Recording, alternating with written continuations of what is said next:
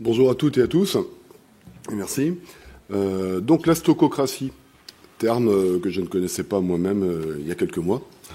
J'ai découvert donc à l'occasion du grec kratein, le pouvoir, kratos, on tous en démocratie par exemple, et puis de stokastikos, qui signifie l'aléatoire, le hasard, on pourrait traduire. Je vais essayer de replacer cette notion de stococratie dans le cadre plus vaste des pathologies de la démocratie. C'est un thème qui, à mon avis, a été récurrent sur ce week-end, et notamment de deux ouvrages. L'ouvrage de Frédéric Worms, Les maladies chroniques de la démocratie, et l'ouvrage un petit peu plus vieux, de début des années 2000, de Cynthia Fleury, Les pathologies de la démocratie. Car la démocratie est en crise, n'en a-t-elle pas toujours été d'ailleurs, une crise dont on voit les symptômes, l'abstention, le désintérêt de la Res Publica, la montée des extrêmes, et puis une défiance de plus en plus généralisée envers les institutions, les élites et donc les élus. Alors, est-ce que c'est une crise conjoncturelle? Est-ce que c'est une crise structurelle? Doit-on considérer, au regard du sens de l'histoire, que la démocratie est un long chemin tracé d'avance, un progrès moral et politique qui se déroulerait au fil des siècles? Donc, peut-on penser un sens de l'histoire de Leibniz à Hegel ou de Hegel à Fukuyama? Ça semble difficile aujourd'hui, au-delà des procédures politiques, démocratiques, de penser que la démocratie est un chemin bien tranquille après avoir connu 2 guerres mondiales, Auschwitz, Hiroshima, des totalitarismes. Aujourd'hui, le capitalisme de surveillance, thématisé par Shoshana Zuboff de Harvard, ou encore, actualité brûlante, le retour des puissances. Je pense à la Russie, je pense à la Chine. En 2000, dans les années 2000, Guy Hermouet prédisait que la démocratie était en fin de vie. Alors, faut-il être aussi pessimiste? Parler de crise, c'est parler aussi d'opportunité. Et si la démocratie est malade, peut-être existe-t-il des remèdes. Alors, l'erreur consisterait sans doute à rechercher un miracle. Je reprendrai ici les mots de Claude Lefort, penseur de la démocratie, qui avertissait déjà que l'erreur est de penser que la démocratie est une solution. Il rappelait, Claude Lefort, que la démocratie est toujours un problème, mais un problème qui vaut d'être le vécu. La démocratie, donc, est un régime qui doit cohabiter avec des facteurs sociaux qui sont favorables et qui sont aussi défavorables. Et la grande illusion des 40 dernières années a été de croire que l'économie de marché impliquerait nécessairement la démocratie. C'est la thèse de Francis Fukuyama, notamment. Il est vrai que souvent, l'absence d'économie de marché rend difficile l'instauration de la démocratie. Mais, à contrario, ce n'est pas parce que l'économie de marché progresse que la démocratie progresse. On le voit très clairement en Chine, par exemple. Un capitalisme qui s'accompagne très aisément d'un totalitarisme. Donc ici, il s'agit de penser la crise de la démocratie à l'aune de la démocratie participative, mais aussi de la démocratie représentative. En ce qui concerne la démocratie participative, elle n'a jamais vraiment été appliquée. Et les penseurs, ceux qui ont institué les démocraties depuis 3 siècles, on pense aux démocraties anglaises de la monarchie, de la Révolution, on pense à la démocratie américaine de la Révolution, puis lentement à la Révolution française. On a toujours voulu faire un peuple arbitre des différentes élites, mais jamais vraiment un gouvernement direct du peuple. On avait donc une société d'individus égaux, mais pas de participation égale. Vous le savez, le suffrage censitaire a perduré pendant très longtemps, au XIXe siècle, et puis dans notre pays, les femmes n'ont eu le droit de vote qu'en 1945, c'est-à-dire 150 ans après la Révolution française. Donc voilà, en ce qui concerne la démocratie participative, en ce qui concerne la démocratie représentative, eh bien cette démocratie, pour être représentative, elle a besoin de partis. Il n'y a pas trop de problème si on se sent bien représenté. Par contre, si on ne se sent pas représenté, alors on aboutit à des situations de crise, et donc à un manque de représentativité. Et on a assisté ces 20 dernières années, et c'est peut-être même sur un plus long terme, à un effondrement des partis. On pourrait prendre ici l'exemple du Parti communiste, ou on pourrait prendre l'exemple également du Parti socialiste. Mais même les Républicains aujourd'hui ont un problème de base et de représentativité. Donc, ici, il faut rappeler quand même que les revendications premières des opinions critiques par rapport à la démocratie, ça n'a jamais été l'absence de représentativité parfaite. On le sait bien, cette représentativité parfaite n'est pas possible. C'est plutôt le fait que des pans entiers de la société, donc du peuple, ne soient quasiment pas représentés. Donc, sans parti politique pertinent, qui pouvait amener, par exemple, une éducation populaire qui permettait de former le citoyen au sein des partis, au sein des syndicats. On a perdu donc des institutions représentatives, et ce qui a fait perdre de la légitimité, pour certains, et de l'efficacité, c'est certain, à la démocratie. D'où la nécessité de renouer avec des pratiques du passé, ou d'imaginer de nouveaux horizons, de nouvelles procédures, de nouvelles formes de participation et de nouvelles formes de représentation. Alors, parmi les pistes alternatives, il y a le vote direct. Alors, je n'entrerai pas dans cette voie-là, parce que ce n'est pas le lieu du propos.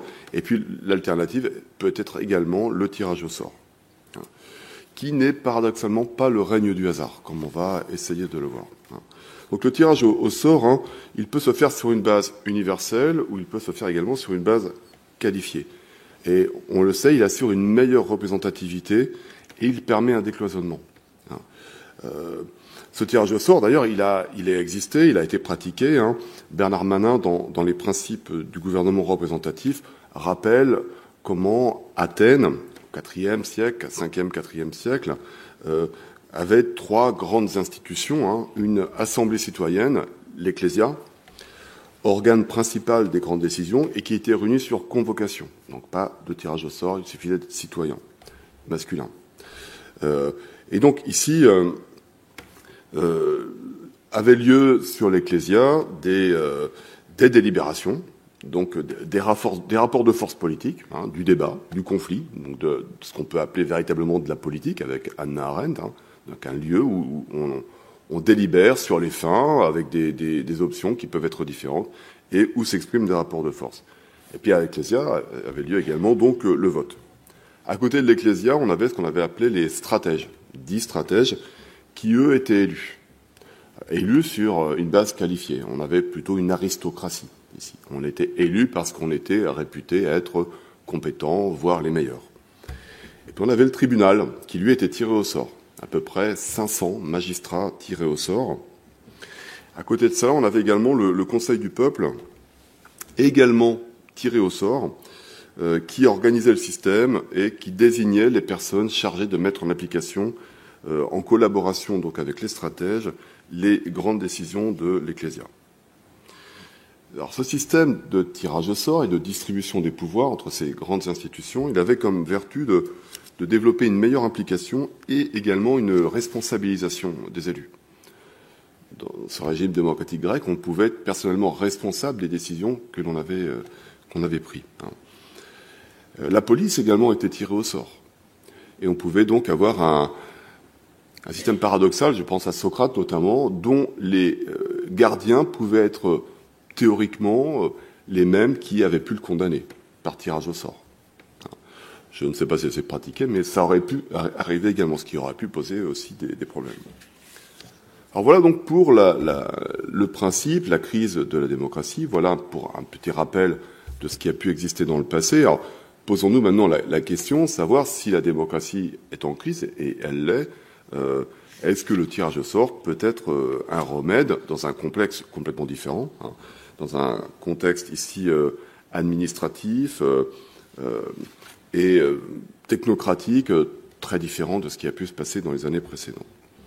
Donc le tirage au sort est-il démocratique? Posons la question maintenant.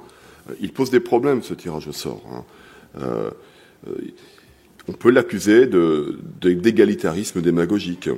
On peut l'accuser aussi d'amener à des préférences arbitraires.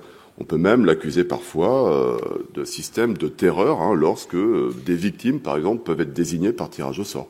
On l'a connu notamment pendant les heures sombres. Le problème qu'on pourrait aussi reprocher au tirage au sort, c'est qu'il n'y a pas de campagne électorale. C'est un reproche que fait notamment Pierre-Henri Tavoyot.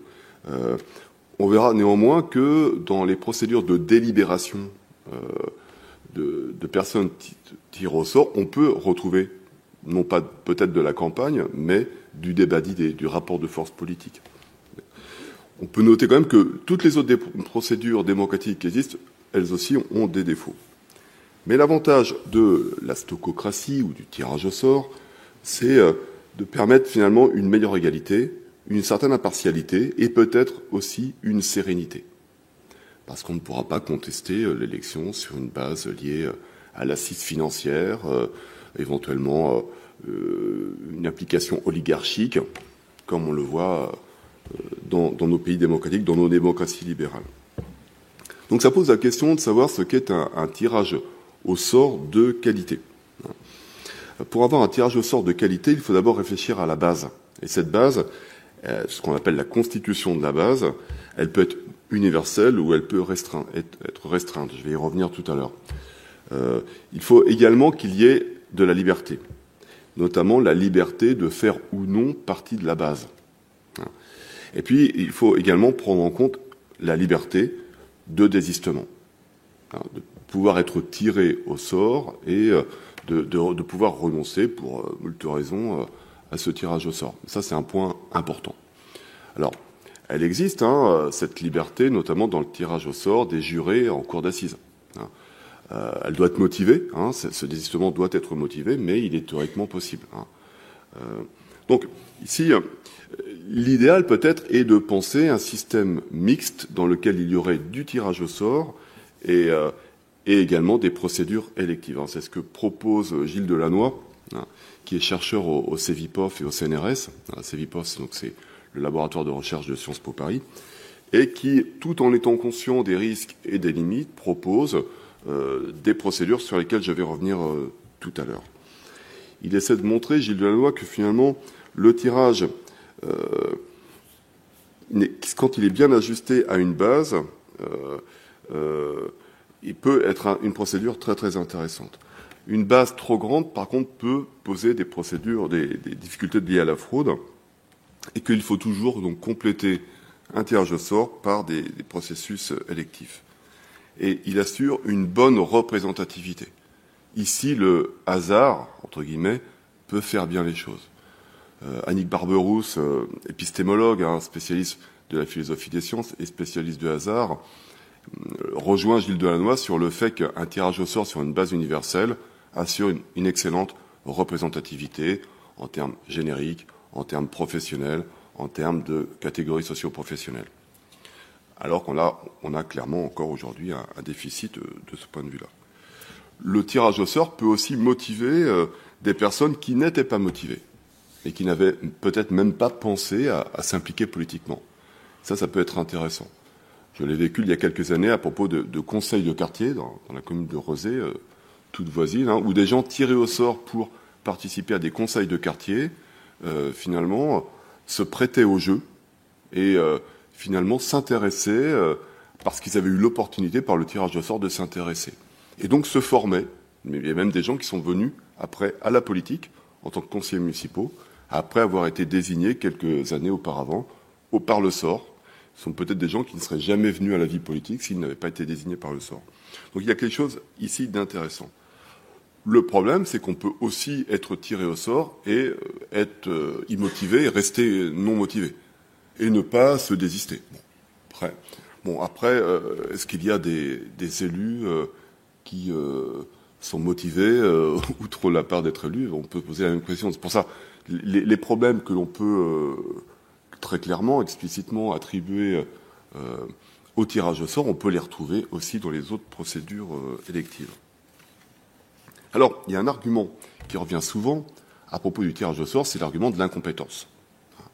Et cet argument de l'incompétence, il est souvent lié à des présupposés anthropologiques, voire même parfois des présupposés de classe, voire même de mépris de classe, en l'occurrence. La question qui se pose donc est de savoir s'il y a une compétence démocratique intrinsèque à tout groupe humain. Et c'est là que les présupposés anthropologiques interviennent. En général, quand on regarde les tirages au sort pour les jurys d'assises, on fait ce pari d'une compétence. Alors, il ne s'agit pas d'une compétence technique, parce qu'on fait appel, finalement, à la bonne conscience, à l'intime conviction. On fait confiance à l'intelligence de la situation, y compris pour des gens novices en matière de droit pénal, par exemple. D'accord ? Donc, certains qualifient le tirage au sort de démagogie suprême, hein, parce que ce serait le signe d'une insensibilité à toute connaissance, à toute compétence, à toute expérience politique. Donc, c'est pour ça que la solution pour remédier à ces problèmes et à ces critiques consisterait à définir la base par sa qualification. Ce qu'on pourrait appeler une clé d'ajustement du tirage au sort, en quelque sorte. On pourrait avoir une base légale qualifiée, hein, pour que, ici, on puisse finalement tirer au sort, mais sur une base adéquate. Hein. Et donc, du coup, ça pose la question du mérite. Qu'est-ce que le mérite ? Alors ça, c'est une vieille question. Je ne vais pas rentrer dans les détails, mais pour remontrer les enjeux de la question du mérite, on pourrait reprendre les propos du philosophe et économiste indien Amartya Sen, qui pose la question du mérite à propos d'une flûte. Hein. 3 enfants réclament une flûte. Hein. Le premier la réclame parce qu'il joue très très bien de la flûte. Le deuxième la réclame parce qu'il a fabriqué cette flûte. Et le troisième la réclame parce qu'il n'a pas de flûte, il n'a pas de jouet. Lequel est le plus méritant pour avoir la flûte ? Vous voyez, à partir de cette petite parabole, on voit que la question du mérite, entre le besoin, entre la compétence et l'origine, la fabrication, la question du mérite, elle se pose. Hein, et elle se pose également à partir du tirage au sort. Et puis, cette question de la compétence, on peut la prendre également en compte au niveau du tirage au sort avec des tests, des qualifications. Hein. Et il est évident que, par exemple, si on voulait prendre un exemple, moi je refuserais de me faire arracher une dent par un dentiste qui aurait été tiré au sort. Et moi-même, si j'étais tiré au sort pour arracher la dent de quelqu'un, je refuserais. Hein, donc, d'où la question de la liberté, du désistement et de la qualification de la base légale. Si on prend en compte tous ces critères, je rejoins Gilles Delannoy pour l'idée qu'on pourrait peut-être construire des alternatives mixtes, sans doute, avec sans doute de grandes résistances de la part des élus et des appareils, hein, ça c'est évident, hein, mais progressivement, en utilisant des systèmes mixtes, électifs, par tirage au sort, on pourrait peut-être redonner le goût et la confiance, hein, parce qu'il y a vraiment ce problème de défiance. C'est pour ça que Gilles Delannoy, toujours à Sciences Po, hein, propose un système de 3 assemblées. Une serait élue, consisterait à l'Assemblée nationale, en quelque sorte, et aurait le dernier mot, comme aujourd'hui d'ailleurs à l'Assemblée nationale. Et à côté de cela, une Assemblée populaire qui, elle, serait tirée au sort sur une base universelle, sur la liste électorale par exemple, hein, et qui permettrait une réelle représentativité du peuple. Elle serait consultative, mais serait quand même en lien avec l'exécutif. Et il imagine une 3e institution, Gilles Delannoy, un Sénat qui serait tiré au sort sur une base qualifiée, en particulier de sort élitiste. Mais élitiste au bon sens du terme. C'est-à-dire qu'on prendrait en compte pour constituer la base l'expérience, le fait d'avoir fait ses preuves dans la société, des critères d'âge, de pourcentage représentatif des professions, également de genre évidemment, mais également une base syndicale, une base d'entrepreneurs, des élus territoriaux, une sorte de conseil économique, social et environnemental en quelque sorte. Hein. Mais sur une base de tirage au sort, et non pas de base de cooptation. Hein. Ça pourrait avoir des avantages, ça permettrait une meilleure égalité, ça permettrait également une plus grande impartialité, à la fois dans l'accès à la délibération et à la législation. Alors bien sûr, ça permettrait de s'éloigner, ça pourrait être aussi un problème, hein, des affiliations partisanes prolongées, et notamment du fait que élu aujourd'hui est souvent synonyme de carrière politique, voire de rente en quelque sorte, hein, ce qui pose un vrai problème. Hein. Alors, il y aurait bien sûr une résistance sans doute des élus, hein, et c'est sans doute pour cela qu'il faudrait penser ce type de système hybride sur du long terme, avec sans doute des expérimentations et puis des transitions très très progressives. Voilà quelques pistes hein, pour améliorer le fonctionnement de la démocratie. Je vous rappelle, il n'y a pas de recette miracle, il n'y a pas de remède, hein, mais il y a peut-être des solutions à imaginer ou à tenter. Voilà, je vous remercie de votre attention.